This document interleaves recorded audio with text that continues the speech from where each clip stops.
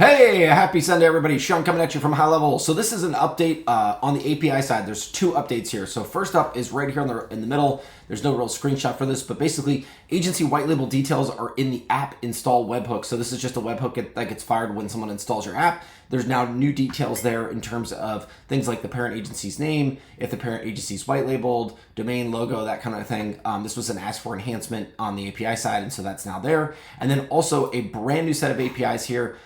The estimates public API. So we now have the ability to create and update and send and delete and all the things that you need for estimates, which is exactly what all of you were hoping for on the estimate side. You can see all of the different items here. Obviously, this is all in the API docs, so developers.gohighlevel.com. But like, let me just click in here. Like here's the send estimates API, for example, all the stuff that you would expect, but now in the API and ready to rock. And of course, there are some scopes that go with this, so make sure you've got those in your app.